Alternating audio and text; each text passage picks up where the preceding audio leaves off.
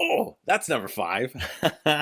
I was trying to think of a better number 5. Okay, so you're going to a board game convention and you're not sure what to play. Well, I've got tips for you. The do's and don'ts of things to play at a convention. The top 6 now games to play at a convention. And these are sort of game playing conventions. Imagine a world, a weekend, a 4 to 5 day event where all you gotta do is get up, go downstairs, play games, go back upstairs and sleep. You don't need to worry about food because you're so focused on the game you don't even have to leave the place, huh? These are my favorite sort of board gaming events. I've been to some larger conventions like Origins and PAX, but my favorite style of board game events are the game playing focus conventions. Like the Niagara Board Game Weekend that's coming up for me. Like the World Series of Board Gaming, which is more tournament focused. I'm their director of production, so I've seen a lot of it behind the scenes. But again, it's focused around that game playing convention. And while Niagara Board Game Weekend might be full up, I think tickets are sold out. The hotel is for sure sold out. You know what isn't? Also, Level Up. That's happening February 1st to 3rd. Let's get it on the screen. 2nd to 4th, that's what I said.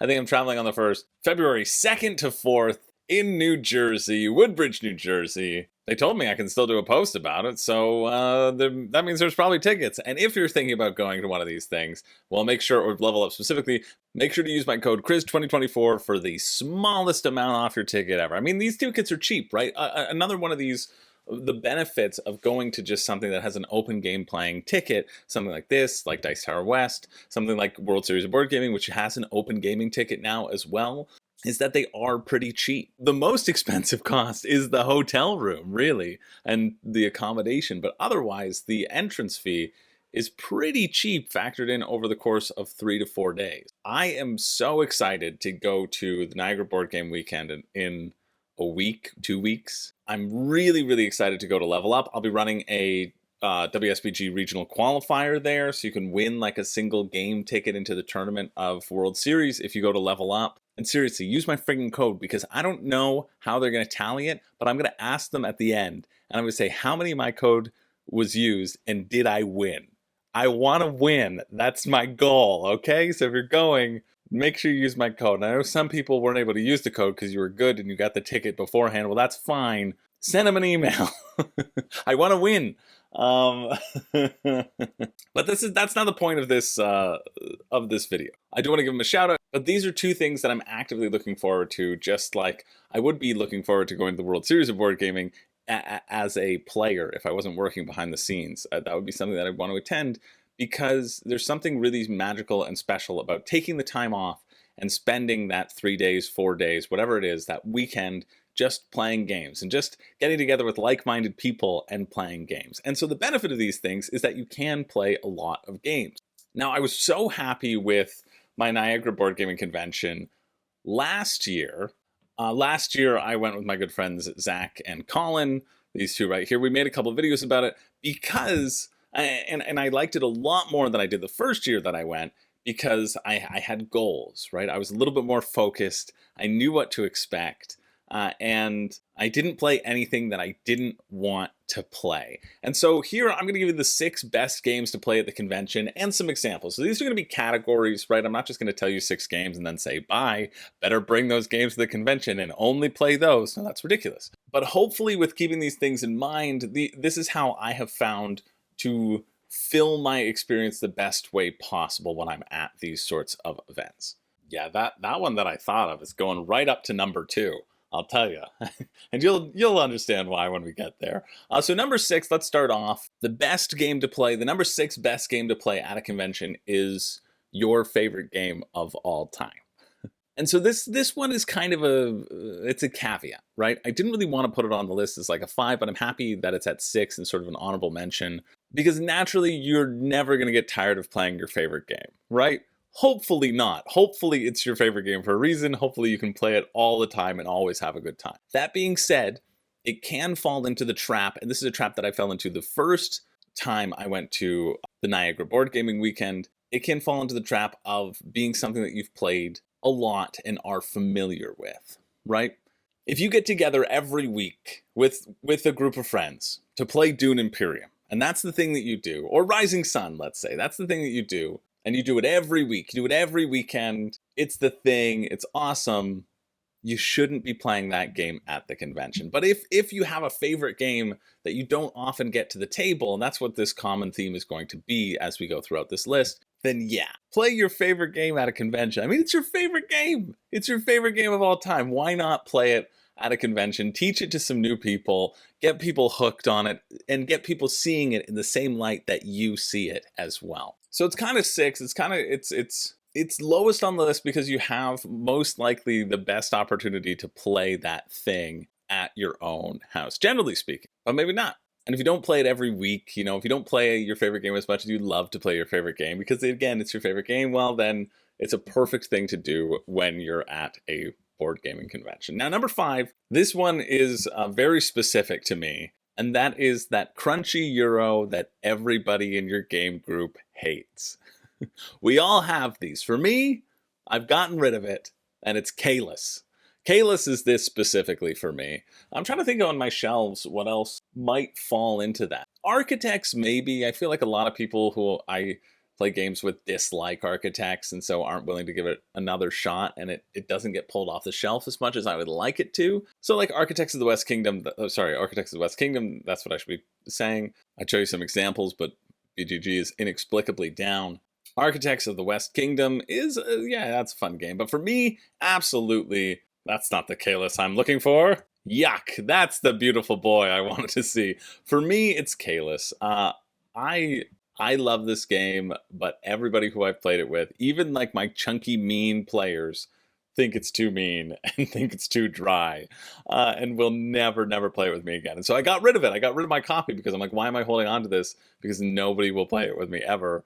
And I think a convention is just such a perfect time to find people to play that game with. If there's a game that everybody hates in your group, luckily your group just expanded. Bring it to the convention. Say, hey, I'm playing this game. Who wants to play this game and sit down with me? You'll make new friends because your friends will leave you and go off to somewhere else. And who knows, these new friends at the convention might be better friends, so you can replace them entirely. That's what I'm constantly striving to do, replace my existing relationships entirely with better ones. So Caylus for me really hits the bill. I'm trying to think of another game that everybody hates. I can't really think of it. So I guess we'll just let Caylus fit the bill on that one. Now, number four, this is a great thing to do. I generally do it at every convention, although I didn't do it last time I was at Niagara Board Gaming Weekend, and I was very happy about it because I just wasn't feeling it. I felt like I constantly just assumed that I had to do it, and I don't. But it is a great thing to do at conventions, and that is a large social deduction game. Something like Blood on the Clock Tower, or Avalon, or Secret Hitler, or Mafia, or Werewolf, or the Witches one. The one with the witches. They're all the same. But something that requires a lot of people to play. And this is a perfect thing to sort of finish the evening off, finish the night off. Generally, at the Niagara Board Gaming Weekend, social deduction games happen at night, right? Everybody's brains are a little bit burnt from whatever chunky euros they were doing throughout the day, and you can just sit around, you can chat, you can all have your drinks or whatever, and you can scream and lie to each other to your heart's content. It's actually the only place that I've played Blood on the Clock Tower is in that sort of convention setting, in that sort of late night setting, which is nice. Avalon is still significantly better, but it's a great time to do it. And Origins especially was really good for this because they had a designated social deduction room. For PAX, there was a little section off to the side that was cordoned off by some pipe and drape. That was like the deduction zone or the mystery zone, and everybody there was just playing Blood on the Clock Tower. So that's nice. But generally, there will be a designated zone and a designated group and a designated time in these sorts of things to unwind with a large social deduction game. And they can be fun. I feel like a lot of social deduction games shine with more players, obviously depending upon the player count. But yeah, social deduction, fantastic. Now the next one, number 3, is something I was debating between if I enjoyed at a convention or not. I think the length of some of these kind of scares me and makes me think, oh no, what if I'm wasting my time doing this? But then I realized I like these sorts of things, and that's an epic space game. I'm talking about your Dunes. I'm talking about your Battlestar Galacticas. I'm talking about your Galactic Era. These sorts of games you'll see at a lot of conventions, and while sometimes I'm not interested in partaking in them because I'm like, I don't know if I want to give up my whole day, right? I only have one day. That sort of thinking feels silly when you realize that the point of taking off time to play games is that you have these days and that you're not often going to have these large chunks of time to be able to sink your teeth into these fun 6-hour experiences. And so last night at a board game convention, we played Galactic Era, and it took us, 4 or 5 hours, and it was great. It was a great time. Everybody had a good time. We were able to just invest in the game and really be present and really experience all that it had to offer. And that's the sort of game that you're not going to play every game night, right? You're not going to play it on a Wednesday night when everybody's got to get up and go to work in the morning. No, you're going to play it when people have a day set aside. And there's something really special about setting aside that day and carving out that time. And I still was able to play a chunk more games with that timing as well. Even taking that time away from my day, I'm like, oh no, I can't spend the hours. Yeah, so I play one game instead of two and a filler. That's the thing you got to watch out for in conventions. I was going to start out with this, and I think I forgot. The two main foibles, the pitfalls that you can fall into, is playing too many filler. You can definitely play too many filler games because a lot of people schedule their plays. And so I never personally really schedule all that much, but if you schedule your plays and then some people are running long or some people's games are finishing up, you have to kill that time in between. And so you're naturally going to pull out a little filler game in between these games to do something, right? Because we cannot sit and chat. Not on these holy convention days. No, no, no, no. But I find there is a tendency to play a lot of like filler games that aren't going to necessarily satisfy your gamer. Chunky, tasty little bits of your brain. And that's something easy to fall into. And the second thing that I was going to get into is when talking about the favorite games. The first time I went to one of these things, I kind of stuck with my group. I stuck with the people who I knew. And because I stuck with them, they were playing games that I was very familiar with, but sort of medium. We played a game of Terra Mystica. That was fun. We played a game of Lords of Waterdeep. That was fun. But these are sort of standard games that I can get to the table with my groups, right? And so last year, I just had such a great time making sure I didn't do that, making sure I knew the sorts of games that I didn't want to play as well, which was huge for me. I was like, no, I know that experience. I want to do something a little bit different. Now, number two, and this is, I think, specific to something like Dice Tower West or Level Up. I think Level Up's going to have this as well. I think I saw it on their website. Let's check. It is. It's right there. Number two is the Play to Win section of the library. So a lot of these conventions will have a large library of games to choose from, and publishers will donate games to these libraries in order to incentivize people playing them. It's called the Play to Win. If you check out that game, you're entered into a draw of all the people who checked out that game, and you can win that game. And hey, it's great for the publishers because it incentivizes people to play their game, and maybe people will love them. And if they don't win, they'll go out and buy it. Fantastic. But it's also great for you because you can win games. You can take home games from the convention. I don't know how many Level Up is going to have. I know Dice Tower West had like over 100 different titles of things that you could win. And just the fact that people are able to go home holding a game, that's just the friggin' best. So playing in something like that at a convention or a free tournament like the World Series of Board Gaming's tournament that's happening at Level Up, playing in one of those things where you can actually come away with winning something. What's better than playing a game is playing a game and maybe coming home with a prize, right? So I'm excited. The top 4 of the tournament, there's going to be 64 total, I think, who are able to participate in my WSBG event. Because it's just a smaller one. It's like a mini version. And I'm bringing one of every game in World Series because I have them all. And the top 4, I think, are going to win prizes. So that'll be pretty cool. Come hang out and play with me at Level Up if you're going to be there. But yeah, just knowing that these things exist, it's one of the main draws for me as a personal attendee. Like Niagara Board Game Weekend is not an organized thing. Like Level Up is going to be a lot more structured with events. Niagara Board Game Weekend is literally just a big meetup with games. Everybody brings a bag. they don't even have a library, right? Everyone just brings a bag of their own stuff, and then you can walk around and be like, hey, who wants to play this? So it's a little bit different, but it's still like one of my favorite things. And so I know Level Up is going to just be like the better version of that, right? It's something like Breakout Con, which happens in Toronto in March as well. So many fun things to do wherever you are, no matter where whatever time you have off, you have fun things to do. But the number one game that I love to play at one of these conventions is, of course, a new game. I talk about this a lot. It was probably no surprise. I've been trying to sort of modify my language so I don't give it away or whatever, but I don't care. I probably already said it, but it's the truth. My goal back in Niagara, and I've talked about this a lot, was, and the reason why I had such a great time last year is because I decided not to play anything I'd already played. And sure, I broke that. Like, I played Avalon. I love Avalon. It's my top 10.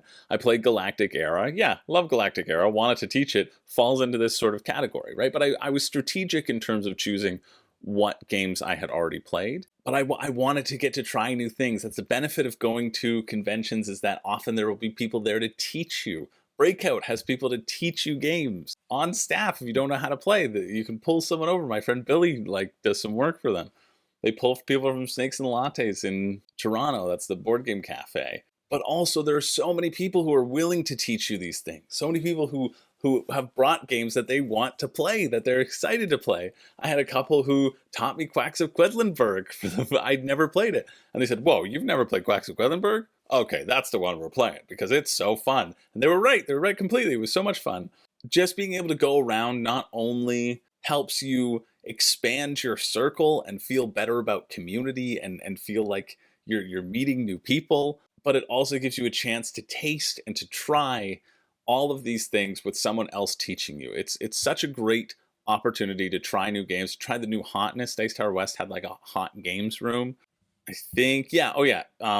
Level Up's going to have a hot games area as well. These sort of structured conventions will have this area and a chance to try these things. And that's the main reason why I had such a great time. Also, like, hanging out with people for sure. But for me, it was just like, I don't know. I love when my hangouts can be also really productive, and it felt really productive, you know? Maybe that's just because like I'm always focused about trying to consume more things to be able to have opinions on them. But I just think that one is, I can't wait. I can't wait to have 4 days that I've just decided to take off and only do, oh yeah, that's coming up so quick. I got so much work to do to prep for those, to take those 4 days off. Oh no. Well, we won't think about that right now. But yeah, but just when you take that time off, right? You've worked hard to take that time off, and you've earned your time off. And so take that time off and expand your gaming horizons and have a memorable time and play those things that you don't get to the table that often and bring things that you don't get to the table that often, but you feel comfortable teaching. And then search out the ones that you have on your shelf of shame. You could play a shelf of shame game, but don't bring a shelf of shame game. Right? Because you don't know the rules. We know you don't. And you're not going to want to sit and learn the rules at a convention. No, you find somebody who's like, hey, anybody want to play? And you say, yes, please teach me. I think that actually was the first time I played Terra. No, it was the second time I played Terra Mystica. But I'd wanted to play it again, right? It's those sorts of things to consider just to make that game playing convention elevated all the more. There's always going to be some sort of events. But for me, it's always about the Open Gaming Library. Anywhere I go, it's the Open Gaming Library. That's my favorite place to be. That's my happy place. But I'm going to hit you with a surprise number 0, because I wrote it down. I forgot about it. Number 0 is a very specific title of a game that I've never played and I think would be fantastic to play at a convention. I guess it can kind of fall into that Social Deduction group, but it's this game, Don't Get Got. I've never played Don't Get Got. I know some people have been playing it for a while. I really need to get this so I can play it over the summer. It's kind of like Assassins. You get 6 missions basically, and you have to complete those missions, and they're all random things. Like put this into someone's pocket, or get somebody to compliment your hair, or whatever it is. But it's sort of a game within a game. People play it at parties. It's a game to play at parties, and like not a party game, but a game to play at a office Christmas party that nobody else knows you're playing, because you're playing it with very few specific people. It seems so stupid just going around and being like, you help me achieve my mission, and the first one to get 3 missions done wins, or you just do it for fun. I think that looks really funny and stupid, and something I want to try, and I think it would fit very well in a convention setting. So there you go. That's just me talking about conventions. I hope that was somewhat interesting, or got you somewhat excited to go do a local convention yourself. Wherever you are in the world, there are so many people who want to get together and play games. I was talking about this during COVID. I have a video, Make Your Own Convention, which if somebody reminds me, if I don't forget, I'll link it in the description below. Just talking about why I do like these sort of communal gatherings, and why I think it's a great idea. If there is no sort of local convention, it's easy to make your own. You can start small. You can rent out an Airbnb, and then you can get bigger and bigger as time goes by. You just need to cover the costs, right? That's mainly what the tickets go towards, covering the costs of the space. Genuinely, that's what the majority of the money in a ticket like this will go towards.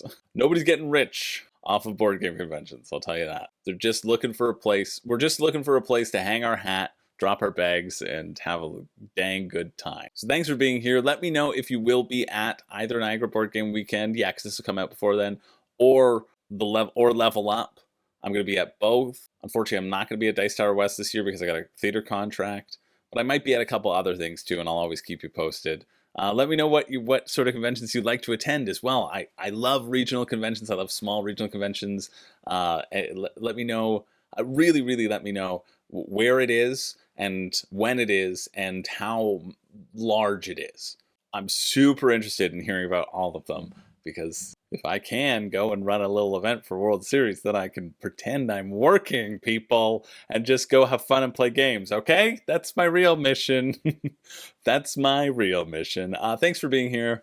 My name's Chris George. I don't have a catchphrase, but I do hope you have a damn good day.